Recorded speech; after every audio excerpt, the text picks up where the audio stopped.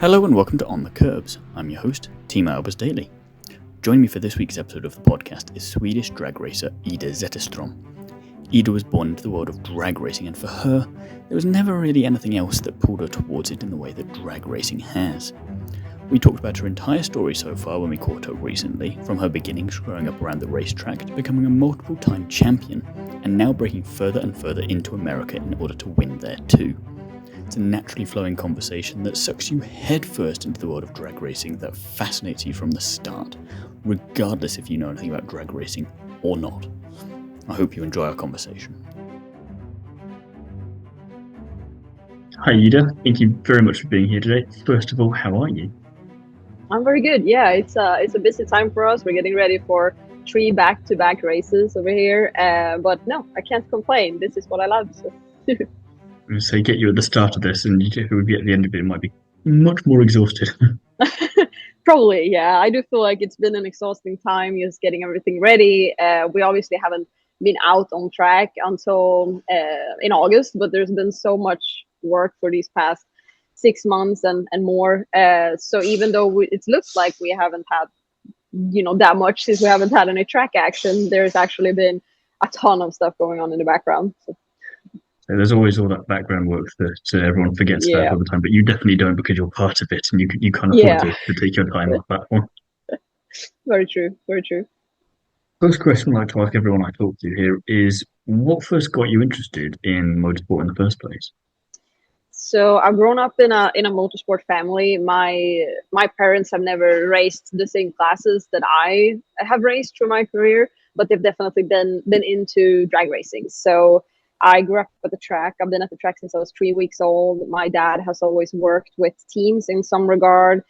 He built a lot of engines for pro stock, pro mod cars, and so on. Mostly, he's worked with door cars mostly, but also helping other teams, getting started, or he was licensing teams before I was born, basically. So very much been at different drag strips in different forms, like since I was a kid.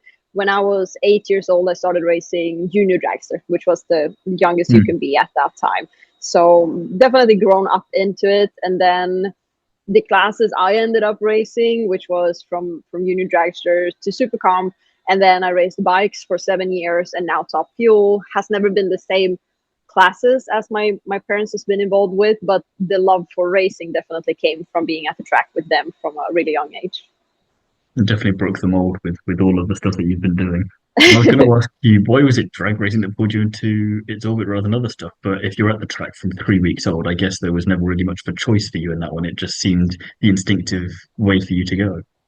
I mean, yeah, for me, it's always been drag racing, and it's always been, it's a mix of course, the on-track action with the cars, but also how competitive it is and how much of a team sport it is. Something I got to see from a very young age, that like this is not something you get really good at by just doing it yourself. You need to have a good crew around you, and you win together, and like all that is also something that I really love. But also how family friendly this sport is, and running around as a kid at the track, it didn't matter if you talk to other kids or if you talk to the professional racers or just fans going around. It's drag racing always has an open pit, so fans can come around and check out your car. If you're 8 years old, you can show your car to another kid that was walking around the pit. It's and pretty cool as a kid now. Absolutely, and there's a lot to it that makes drag racing very special. And I've dabbled in other sports. I mean, we did not me, but my boyfriend raced dirt bikes for some years, so we've been at a lot of those races. I've worked in everything from like the Swedish touring car series. I worked with the Scandinavian Porsche Sprint Challenge series as a mechanic during COVID when we couldn't race ourselves. I worked as a mechanic there. Also been around like the V8 Thundercar. It was called Camaro Cup when I was around it, but just been around different other forms of motorsports, but never really felt like it's the same as drag racing. But funnily enough, I have a sister. She's 3 years younger than me, and just like I have, she has grown up at the track, and we've both been there since we were kids, and to the age where basically we could be at home by ourselves. Up until that point, we always had to be at the track because that's where the family was, and I got totally bitten by the bug and don't want to do anything else, and she does not want to see a drag strip if she doesn't have to, basically. So it's funny how you can have the exact same upbringing like that, and how it's very easy for people to say you didn't have any other choice because you were brought up at the racetrack. But then you can see like how both me and my sister have had the same growing up, basically, but still turned out very differently, or like our paths have become very different. Yeah. I was gonna ask you, because you kind of answered the question a little bit there, in terms of, obviously you grew up around drag racing, you were immersed in that world from the get-go, and you've obviously since then been exposed to other forms of motorsport. You've competed in other categories that aren't drag racing, and you've worked, like you say, as a mechanic in different bits and pieces here and there. Did none of that, when you became more aware of all these other motorsport series that were out there, none of them ever really kind of tempted you to go, oh, maybe that would be better than drag racing? It was always just, that's nice and cool and whatever, but this, I know this is for me. Exactly. I mean, for me, I love all forms of motorsports, so I enjoy going and seeing other type of motorsports. And like, I mean, I love when we had our dirt bike years. I never competed in it, but like we had a dirt bike. We rode probably 5 times a week since my boyfriend competed, and I loved it. But it was never something where I was like, oh, maybe I want to compete. And same working as a mechanic in the Porsche Sprint Challenge. I was like, this is very cool. This is very competitive. It's just not for me. Like, I didn't get the feeling that I really wanted to do it. And having tried different forms of motorsport too, even when I was 15, 16, I dabbled in a little bit. We have something in Sweden that's called folkrace, which is like a lower form of rallycross driving, basically. It was cool, but for me, I was like, I can do it if I don't have a drag race that weekend, just to pass the time, basically. But I would never skip a drag race to go to that. So it's always been on that level for me, where drag racing has always been, front and center, and what I know I want to do. And then if there's other forms of motorsport to kind of pass the time or have a little fun on the side, that's nice. But I wouldn't put it before drag racing, so to say. It's like an open marriage of motorsport. You're very much committed to drag racing, but you can go and do a few other things if the opportunity comes along. Because I think that there's a lot of forms of motorsport where I have a huge amount of respect for. And there's also, there's also a lot of motorsport forms where I've seen where I'm like, this is very cool, but I also feel like this is not something that I would be as good at. Because I mean, I've grown up in drag racing. I've done it my whole life. I feel like I've gotten to the point where I can say that I'm good at this. Well, a lot of other forms of motorsport, you look at rallycross or rallying, for example, and you're like, this is so cool, but I'm way too late to start getting good at this. So basically that feeling. And then I've always felt like when I do something, I want to do it 100% and be really good at it. So I also don't want to, shift my focus, so to say, because like when I started in Top Fuel, I still had my drag bike, which I had won championships with, and we had, broken records with, and it was a really competitive bike. And it hurt me seeing it just sitting there and not being ridden. But it's also, I knew that getting into Top Fuel and focusing on that needed my full attention. And if I were to run 2 high-level classes at the same event, it would shift my focus from being the greatest at what I'm doing, and I might be, mediocre at 2 classes, which is not something I wanted to be. I wanted to be the best at what I did. So you kind of just have to accept then that, okay, that chapter has closed for now, and then this is where my focus is right now. So, which is easier said than done sometimes. Oh, no, definitely, for sure. And that's what I want to ask you about, because in 2017, you began racing in the Super Street Bike class, which is kind of the European equivalent to pro street bike racing in the US, which that could all sound a bit alien to a lot of people. So I might get you to just explain what that is in a second for people that don't know. But why did you decide to pivot away from drag racing at that point in time to try this out? It is drag racing. So Super Street Bike is a form of, it's a class in drag racing. So it's actually one of the pro classes. I race at the same races as Top Fuel. So that is also one of the reasons why I didn't want to run Super Street Bike and Top Fuel at the same time, because we could literally be back to back, Top Fuel running and Super Street Bike runs right after them. So what's the difference then? Because I feel like I've been caught out by myself here. So Super Street Bike is a drag racing class. We run the quarter mile, 750 horsepower bikes. I had a turbo Hayabusa. We run on street tires and no wheelie bars.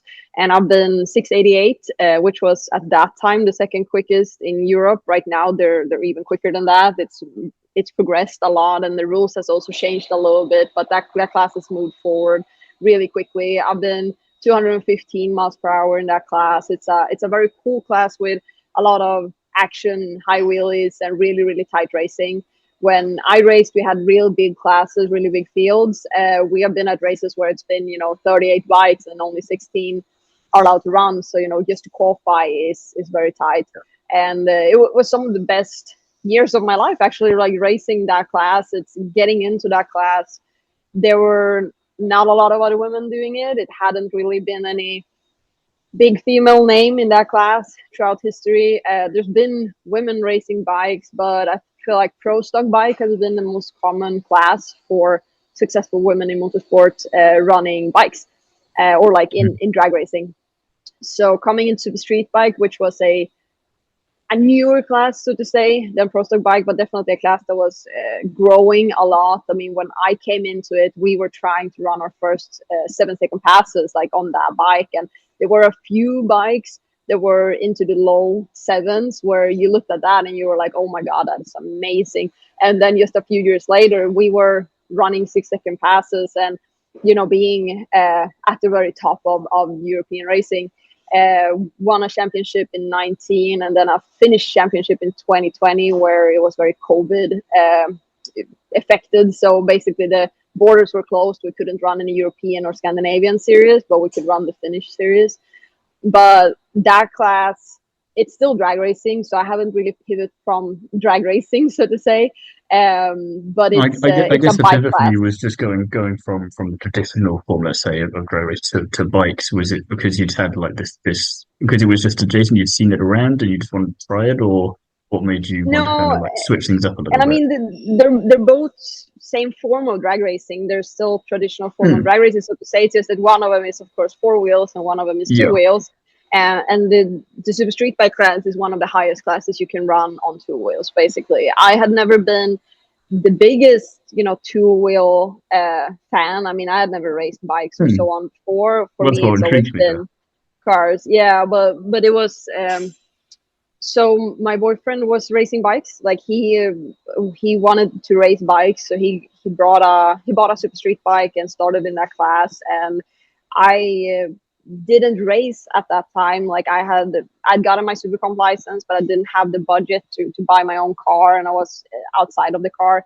So I worked with him for his first 2 years, basically, where I did his clutch, and I got to learn the class really closely and kind of fell in love with that class really quickly, seeing how competitive it was. And I also loved the mix of teamwork it took. I mean, you need to have a really good combination, built a strong, an engine that lasts and that you can push to actually run those numbers. But you also need a really good crew chief and tuner, like someone that can actually make sure that you get the most out of that bike. And you need a really good rider, because those bikes are really hard to ride, honestly. So I loved that mix where it wasn't like, hey, if you have the money for it and you have a good tuner, you're gonna win because you just sit on that bike and it's gonna work. No, you need to have a really good rider.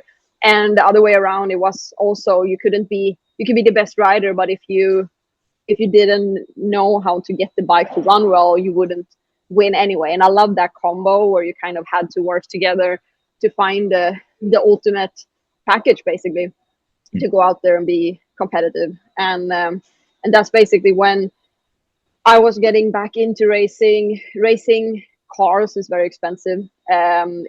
Obviously everything, just small stuff like transportation. I mean, we could get 2 high-level competitive drag bikes in the back of a van and go to a European race. You can't do that having a car. All of a sudden it's a project just to get somewhere. So there was a lot of small stuff that we could save money on and still run on a really high level.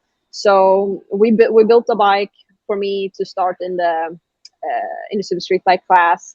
I did some test and tune with another bike actually in 16, which was a naturally aspirated big engine bike. But after that, we went out to the turbo bike, and I started in 17, I think it was, running my first like chance at the championship, basically. which was very much a learning year. Obviously, since I had never raced bikes before, I didn't have a lot of backgrounds with bikes. So you need to learn everything from, just how do you do a perfect burnout? Like, what is a good way to do this? Like, we fought a lot of high wheelies. So I definitely had to learn that quite quickly, how to catch a wheelie, like how to do that without basically hurting yourself and the bike, but also how do you do it and continue to run? Like if you're in a qualifying run, yeah, you're not going to pull any big times if you pull a big wheelie. But if you're in a race, you still need to be able to catch that and continue the race and see if you can have a chance at, catching up. So I got really good at that, which I think having all those struggles in the early years of racing bikes definitely helped me when I was actually on a bike that was really competitive and had the chance of winning championships, because I had all those skills that I learned when we were struggling in the beginning. That definitely helped me win those championships. I was going to say, you definitely came across as learning quite quickly, because in 2019 you won the championship. Yeah, we kind of had to learn quickly. If I'm correct with that, you were youngest ever to win that particular championship. What was that whole experience like? Because it's one thing to win it, another thing to then accidentally kind of set a bit of a record while you're at it. Yeah, so when we won that championship in 19, we got a lot of attention because I was the first woman to ever win it. I was the first woman to ever win a race in that category, let alone nailing all those records one after the other. Yeah, well, that was something that a lot of people talked about, and then when we looked it up, I saw that I was actually the youngest to ever win it, which in my opinion felt even bigger, because it's you can. Yeah, it's like, of course, it's good. For me, it doesn't mean a lot to be the first woman to ever do it, but it's something I've learned more this last couple of years, that even though I might not care that I'm the first woman to ever do it, apparently other women have seen it as, if she can do it, I can do it. And looking at it that way, it does make me really happy, because I've seen more women wanting to get into the bike classes. And we have another woman running in that class right now that is running very strong and doing really well, and I know she wants to beat all of my records, which makes me happy, because that's what they're there for. Obviously, I mean, if you set a record, it is something that someone else wants to beat. You want to keep it for a little bit, but you hope someone gets it absolutely, because I mean, I set my records in 19 and 20, and I mean, we're on 24 right now. I would just be happy if some other woman comes there. And I think actually she broke my record in, I can't remember if it was ET or speed. No, it's ET, I think, but she still has speed to break. But I just told her that, like, hey, this is the number to break. Like, I look forward to seeing you do it, because it just means that we are getting better in the class, and it's evolving. And when you hear young women, and shows you that you were saying before about inspiration, another way of looking at it, it makes that memory maybe a bit sweeter, because you think, if I hadn't done that, maybe she wouldn't have gone to do that, and then that record, who knows how long that's going on for. And I think when I was in that time, I had a hard time when they put a lot of weight on the fact that I was a woman in it, and there was a lot of weight being like, oh, she's the first woman to ever do it, and like there was a lot of talk about that all the time. I was the only woman there, or like, you were the first to do it, and I kind of felt like, but what does it matter? Because, for example, when we ran our 688 run in 2020, and they said, oh my god, she's the fastest woman ever, and I'm like, I'm the second fastest or second quickest ever, women and men, so why does it matter? I'm the fastest. It's different if you're the 200th quickest ever, but the quickest woman. Maybe then it would feel like it would have some sort of. But when you're that close to the top. Exactly. So I kind of felt like it didn't really have the same effect that maybe other people thought. But then when I stopped racing bikes and I took a step back from it, and I've had other women come up to me and say that, like, hey, I'm getting into bikes because I saw you did it, and like, if you can do it, I can do it, and like a lot of that. Or seeing just kids when they ask them, like, what do you want to do, and they say, I want to race to the street bike, like Ida did. Seeing it that way, I'm like, okay, maybe I shouldn't have fought that so hard, the fact that they were putting weight on it, because they probably saw those parts that I didn't see, that, hey, these girls, so you're so focused on just the task in hand, they're seeing maybe the bigger picture slightly, because they're not as involved in the direct thing as you are. Yeah, and they probably also saw that maybe these girls and women needed a role model to show that, like, hey, it can be done. Because obviously when I came into it, I did hear a lot of people doubting me and saying that like no women has ever done it before, that you can't do it and so on, which for me was more like, okay, watch me, but everybody doesn't have that feeling about it, so it might feel more scary if nobody has done it before. And there's still so many things for women to do in these classes. I mean, obviously I won one championship, but you can win, you know, someone else is going to win several, and someone else is going to beat my records, and someone else is going to beat all the boys' records and be the first to ever do that, and, you know, all that. But if I could have been a small part of helping them get the confidence to do it, absolutely, I'm fine with that. You then made the switch back to four wheels after this, and I'm curious, as you were saying earlier, you went to two wheels because of the budget constraints a little bit. Did there ever occur a point where there was a crossover between the two, or was it just strictly one and then the other? And then when you went back into four wheels, did you have a specific plan of what you wanted to achieve going back there? Yeah, I mean, I really much wanted to run Top Fuel my whole life. Like that's been my goal forever to run that. And even when I raced the bike classes, I still had that like in the back of my mind as my goal, and that someday I wanted to do that. And I set kind of a plan where we were racing the Scandinavian Championship, and the plan was that after winning that, we would give it 3 years to do a full run for the European Championship. But the issue then was that COVID came. So my plan was to run the European Championship 3 years and then try to get licensed in Top Fuel. COVID came and it took basically 2 years of that plan. And during that time, instead of, you know, sitting at home and waiting for nobody knew what was going to happen, basically, I tried to put a plan in motion to get my license for Top Fuel and start working on that dream. And obviously, running over here in US has always been the big goal, you know, the big plan of it, and getting the license in Europe and really learning how to drive these cars, learning all the basics needed, because this is not an easy task, you know, was a big part of it. So that move to Top Fuel was strategic, of course, to eventually try and get over here, but it was also something that had been, you know, a dream of mine since I was probably 8 years old and started in junior dragsters. So it's been in the works for many years in different shapes or forms. But then in 2021 or 2020, actually, I started reaching out to the teams to see if we could start setting up a plan for licensing. And in 2021, we licensed and I did my first full season in 2022. Would you say then that was the most challenging part of your career so far, or was there something else? And if so, how did you overcome that? And if it was this instance, what did you learn from it that helped you since then? I would still say that the most challenging part of my career, up until that point at least, was to start in Super Street Bike. That was definitely, because obviously I'd raced cars my whole life. I felt comfortable racing dragsters. Going into racing bikes was definitely something that was way out of my comfort zone because I didn't know that much about it. Like I felt like in racing cars, I knew what I was doing. Coming into bikes, there was so much I had to learn. And, you know, we built our own engines and ran our own program and like all that. So there was a lot to that aspect too, just learning like what went into building these bikes and everything we needed and, you know, budget and like everything. But then, of course, riding the bikes, like I learned every time I was on the track, you know, how to be the best rider. And I mean, looking back at how I rode in 17 and how I rode in 19 and 20 when we won the championships, it's like night and day because you had to learn quickly. But the first bike I started on was a hard bike to learn on just because we had built it ourselves. There's not a lot of testing going on over in Europe in the same regard as you have over here in the US.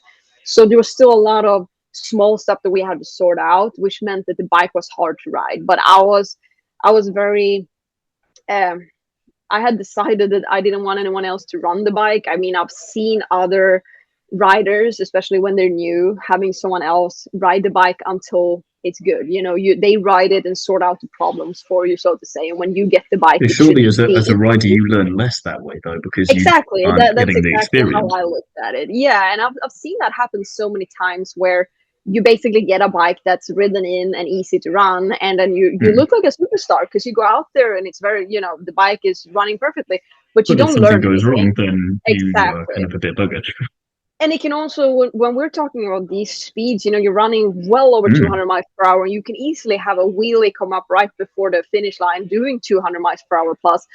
I feel like it's better to learn the hard way, so that when you get into those situations, you know what to do and you're going to be a good rider and you can handle it.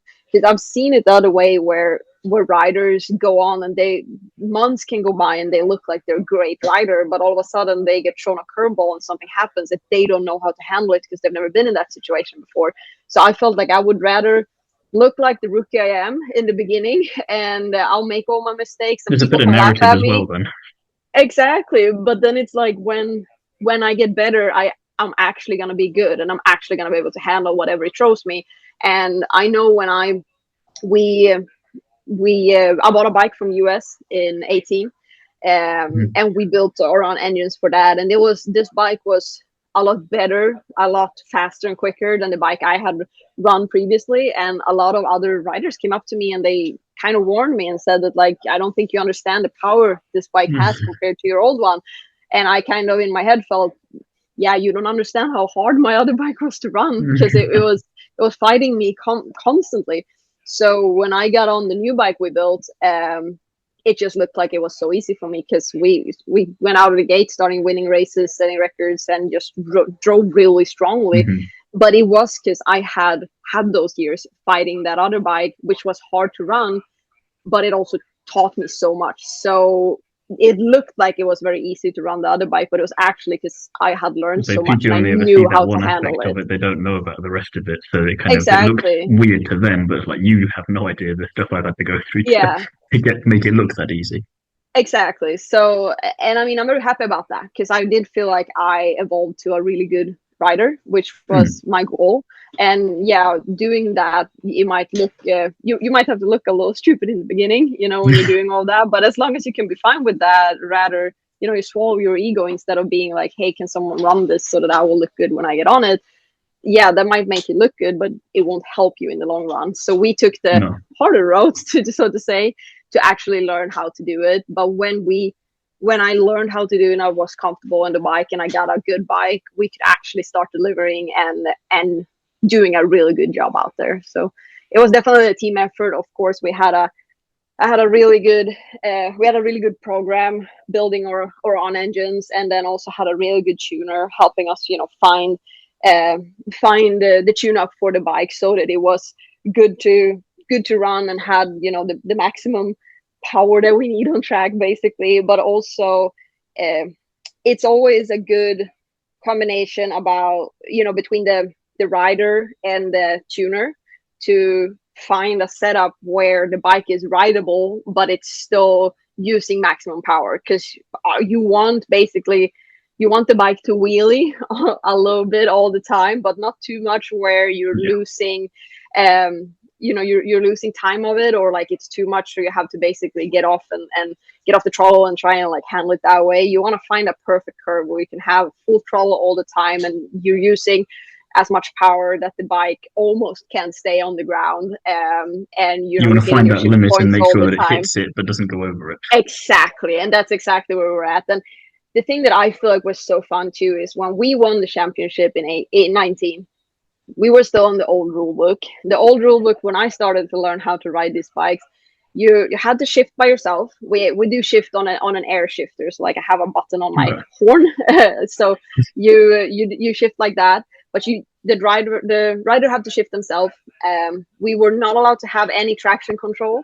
We were not allowed to have any like front wheel sensors, any wheelie control, or anything like that. If the bike wheeled, it was up really to you to make sure. Yeah. Exactly. So no electronics in that regard. The only electronics you had on was basically, to control the boost system and like all of that, but not to control how the bike was ridden. Like all of that was on the rider itself, which I think is really good. Of course, now they're quicker and faster, and a lot of those systems that have come into place is a safety system, for them not to wheelie to the point where they flip over, and for them to not lose traction and go all over the place. Like a lot of these things are a safety aspect.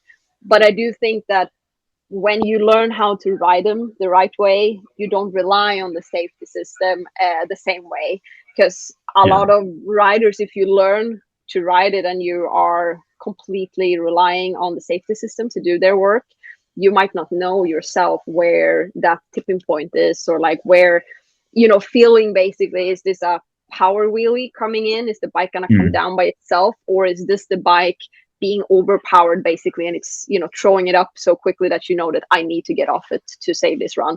And it's like what you were saying before. It's the difference between you breaking the bike in and getting someone else to do it. Yeah, it's kind of, if exactly. you're always relying on this stuff, that's helpful. But then if one of those things goes wrong, you'd rather know how to deal with that than go, oh dear, what's happening here? Exactly. That's exactly it. And I mean, all these safety things are good, but of course they can malfunction. Like you can't always rely on them. And if you have learned how to drive the bike without it, if they malfunction, you're gonna feel it. Like you're still gonna feel that, like, hey, okay. You still might not get it perfectly right in dealing with it, but at least you know, and you've got an instinct, and you don't panic immediately, and you can maybe do something to minimize the damage. Let's say, even if you don't save it. No, I agree 100%. And for me, it just makes it more fun, because I felt like it's still such a hard class to run. And I mean, now they're quicker and faster, and they're even harder in many aspects to run with those speeds. But I still felt like the time where I got to come into the class, it was such a fun time over there, and it was very competitive, and it was just a good mix of There's that extra satisfaction as well, I think, if you've got those old rules that you've got to do it the hard way, and there seems to be a pattern maybe with you a little bit there, but you get that extra satisfaction out of it as well when you get that championship, when you get those first wins as a team. You've done it the hard way. You didn't just, it wasn't because the bike was good you were good, or because someone else did the work you were able to count. Like, that you did all of this stuff with finding the right people, getting them to teach you, and you learning that. Like it helps build all of that for you and makes that, I'm guessing, overall feeling just that much better. Yeah, I have to say that, but I mean, I do have to say that now, with the rules as they are right now, they're still super hard to run, but also they're very hard to tune, because like all of these things that you put in as a safety measure, it doesn't particularly make it easier to tune it. Because for example, let's say you are spinning the tires, or you're making a high wheel or whatever. If you are relying on your safety system in place, that's going to go and cut off the ignition to basically take that wheelie down, or to keep it from not spinning. But that's going to hurt your ET. So you never want to run on those safety measures, because that's going to hurt your run. But they are there so that you can basically find, hey, now you've gone too far, basically. Now you need to back off. So in a way, it can help you find that point, and you can tune from that. But if you think that they will be easier to tune because you can rely on that system, that's wrong, because then you will actually be slower. So it's a fine mix in between, and I feel like the people in that class right now that are competitive, it's still a great mix between a rider and tuner, and I think that's basically what you want. And I feel like that's what we're getting here in these classes too, when you come into Top Fuel, that like you can be a good driver, but if you don't have a good crew and a good crew chief, you're not going to get anywhere, and the other way around too. So it's a good mix that when you work together in drag racing, any class it might be, when you have a good teamwork, I feel like that's when you can be competitive and really start showing good times and wins on track, basically. So, Super Street Bike champion, European Top Fuel champion, what's next for you? Obviously NHRA. I mean, this is where it's at. We obviously this year, we're not chasing a championship. We are running an 8 race schedule this year, so we are 2 races in right now. We have 6 races to go. This is us getting ready for next year. Obviously next year the plan is to run a full season and chase our first championship. Obviously I want to see myself over here for many years, and my big goal is obviously to win a championship in NHRA. That's why we're here. And obviously there's a lot of small goals along the way there. You don't just go straight to winning a championship, and what we're doing now with if it happens, you're not going to say no.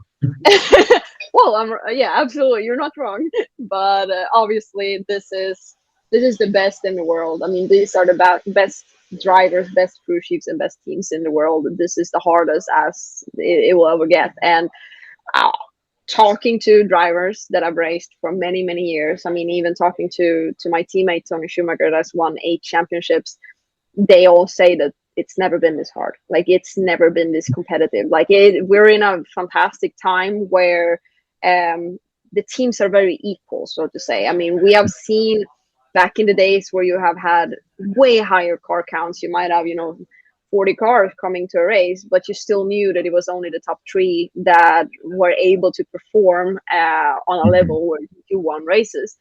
Over here, I mean, we came into the Indianapolis race 2 weekends ago, and we were 20 cars entered, and it's the hardest I've ever had to fight to get into a ladder. We qualified 14th, and we had the current champion and the points leader of this year outside of the ladder. He did not qualify.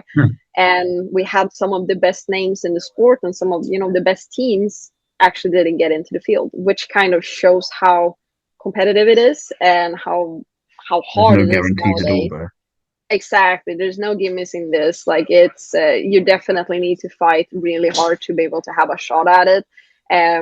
What makes me feel good is we have just gotten started, and we're still running with the best in the business. And we ended up 6th that weekend. We actually lost in the quarterfinals. And when we did so, we did so because of parts failure. We ultimately had a spark plug give up, which made us drop a hole, which made us lose our lead, because we were leading up until past the half track. But after that, we slipped behind basically, and we lost by a really small margin. But we also know that if everything would have held together, we would have had a really good shot at making it to the semifinals and so on.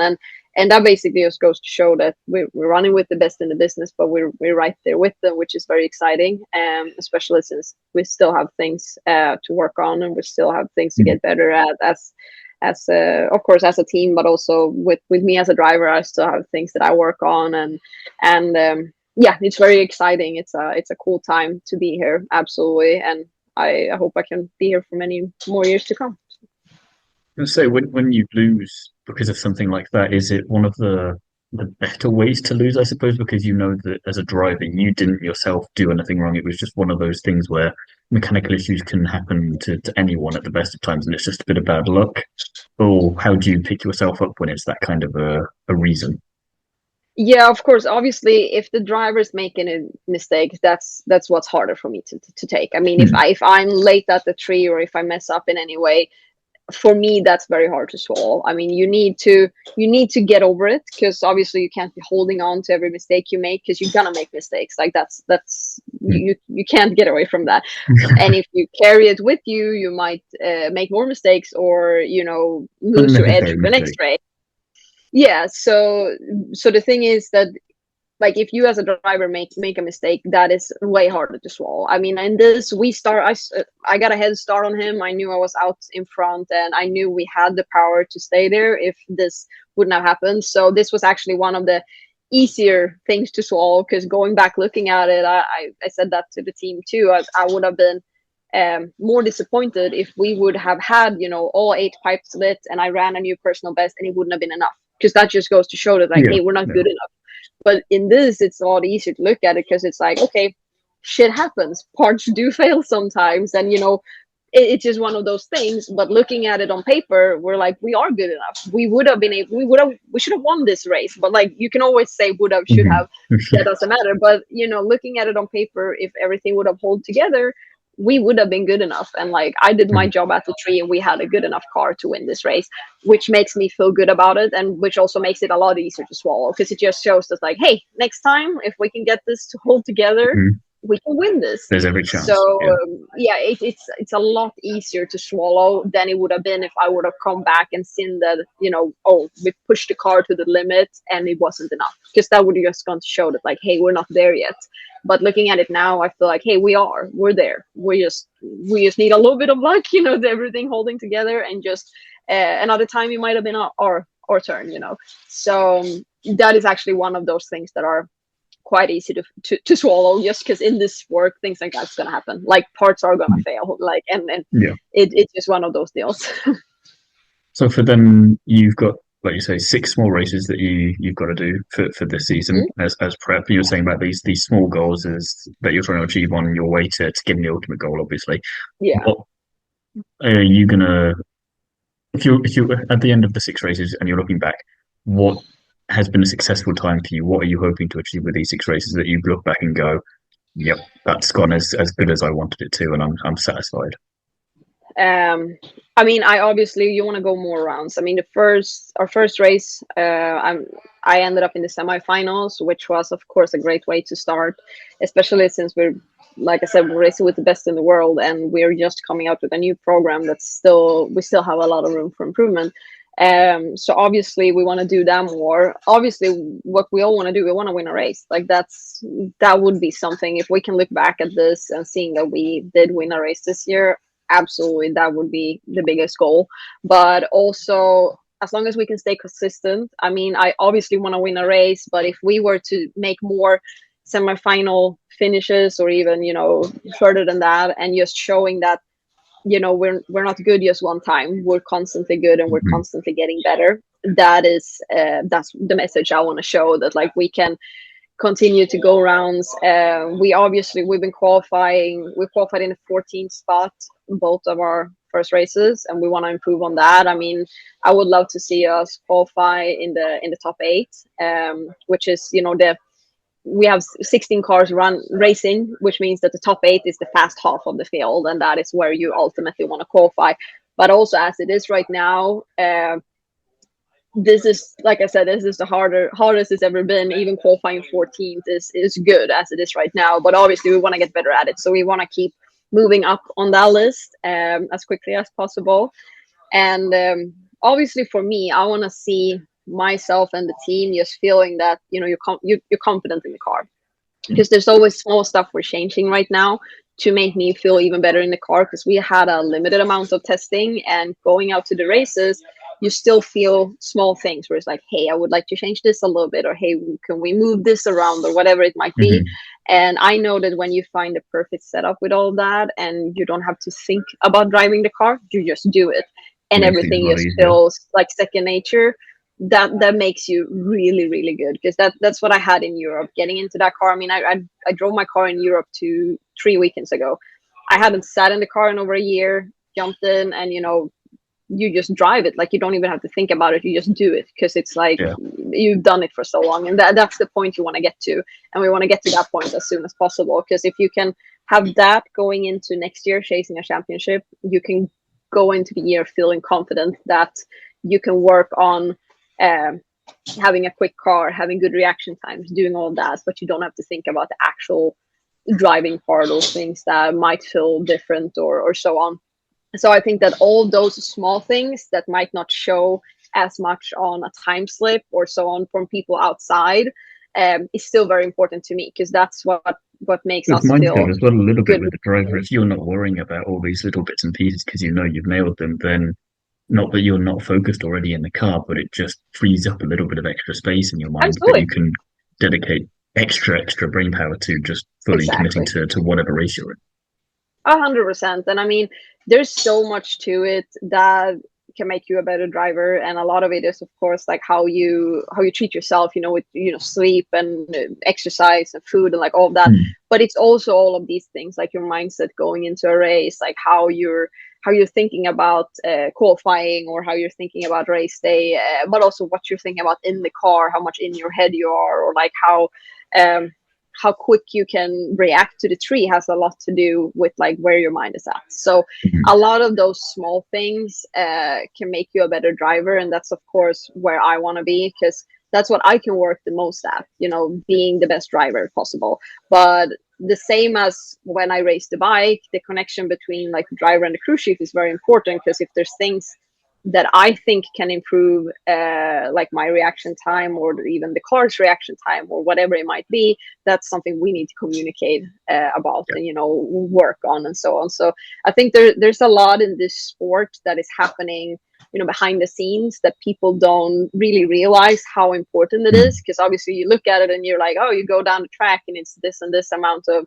seconds, and it's you can't think that there's that much going into a run that goes 300 miles per hour in 3.7 seconds or so. But Well, it's just really simple, isn't it? You just point it straight and off you go. Exactly. And that's the thing too. Like, if it looks easy, it probably was a lot of hard work behind it. And it's the same, like, when you did it on the bike, you were a lot more exposed. Everybody could see how you drove. Everybody could see. I mean, if you look closely, you can see exactly how you let go of the clutch. You can see exactly how you move your body around. So someone that's good at riding can easily critique another rider and saying, hey, you know, they did this wrong, or they changed this. In the car, you're a little more in your own bubble, but there's still a lot of those things, how you do things and how you make the car move and all that will have a lot of impact to actually the ET on your time slip, or actually winning a race or not. So there's still a lot of small things that goes into it, no matter if you're on a bike or in a car. And I think that's probably like I said, going into racing bikes was really hard, because it was definitely a challenge for me. Going into racing top fuel is definitely a hard class to run, and it definitely has a lot to it. But going into that, my mindset was already there, so to say, like racing the bikes and being very cautious of like how you make your movements, and like thinking about how the bike is reacting, and being able to get back to my tuner and tell him exactly, like, hey, on third gear, I think we can give it a little more because I didn't feel like it wheelied enough, or like, hey, on fifth, you can't give it more. I barely couldn't handle it. You know, all those small things that can make the bike run better. It puts you in the right mindset of running basically any car or any bike, because if you are if you're thinking about all the small things, and if you like know how to process information of what the bike or the car is doing quickly and make your reactions after that, it doesn't matter if it's the bike moving around and you're moving your body, or you're whatever you're doing, or if it's the car that wants to steer one way or wants to let the tires loose and you're reacting to that. The process in your brain is still the same, basically. Like, you're taking in information, you're listening to it, you're pulling it, and you make a split decision on what to do with that information, basically.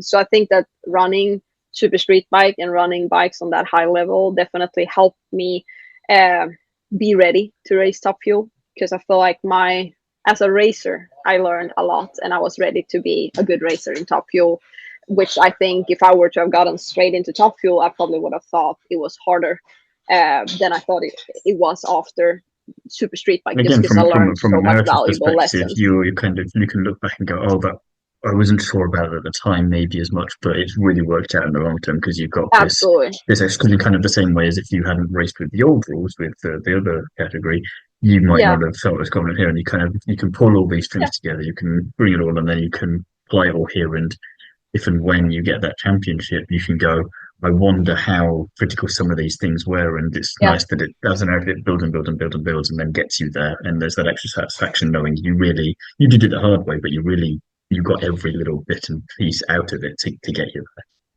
Yeah, you're absolutely right. And I feel like all these things probably set me up for what I'm doing right now, even more than I understood at the time.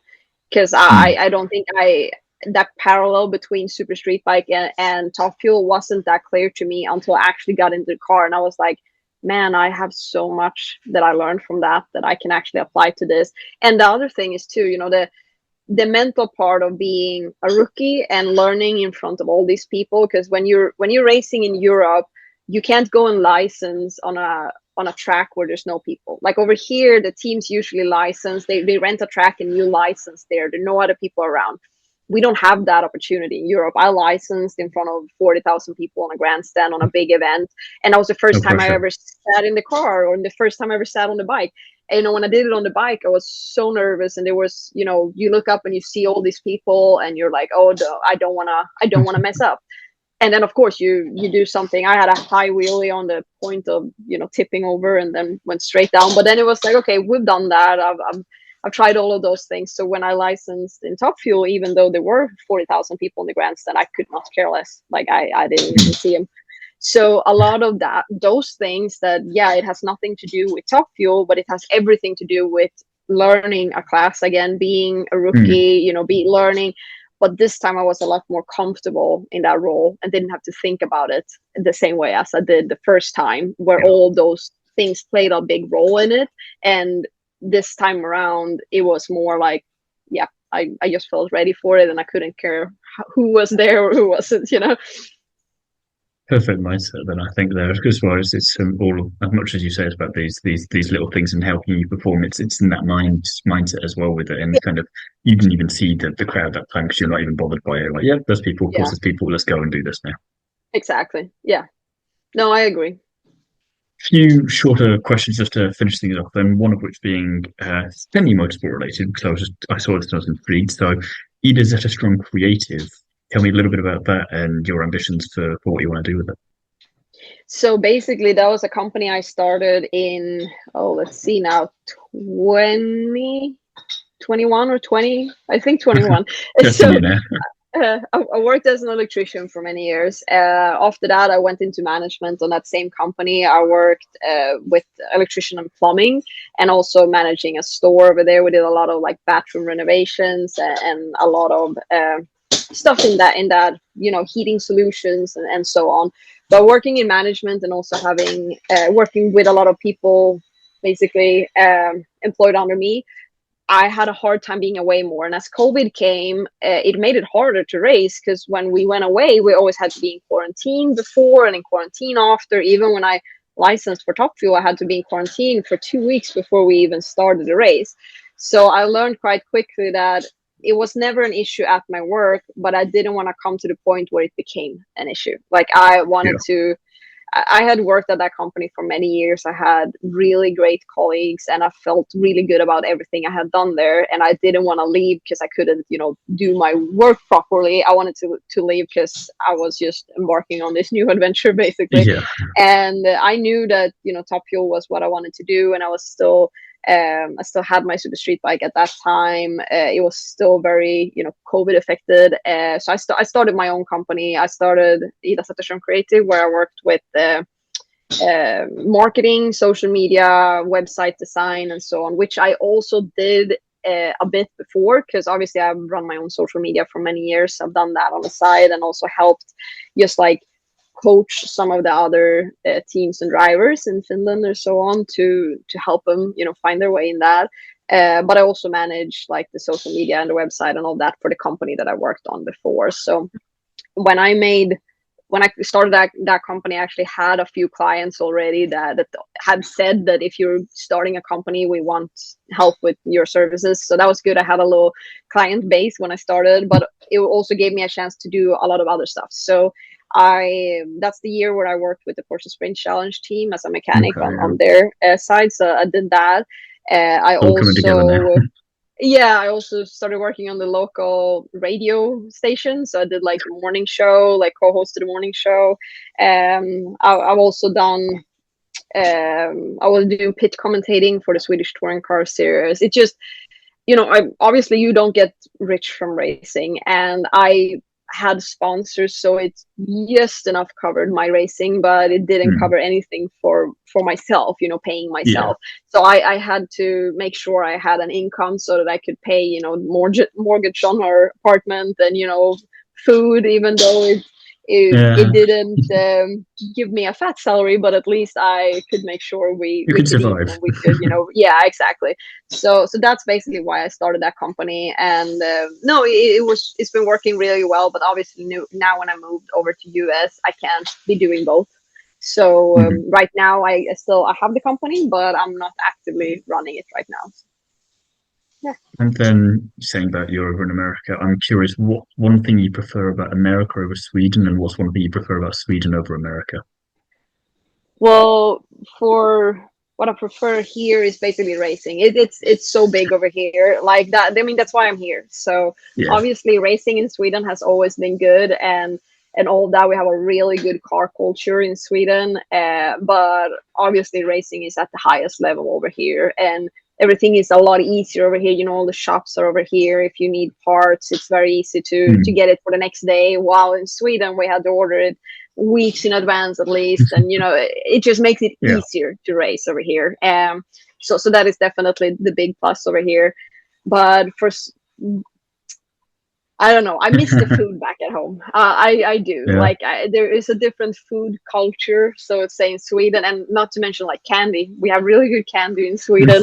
Ask my friends over here. We always have to bring them candy when we get back. But yeah, they haven't learned that over here. I feel like so that's probably I what like it. I It's a miss fun most. trade-off, though, food and racing. Yes, exactly. And then last question: if you could live in a fictional world from a book or a film, which world would you choose? Ooh.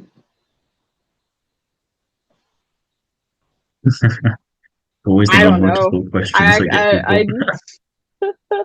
I don't know honestly. I mean,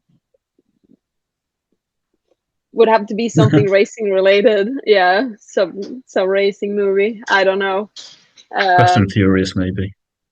yeah, maybe not. I was also I'm trying to trying to think think of of not too obvious, like but a good like racing movie, but it's like it's all I usually can't. based off true stories.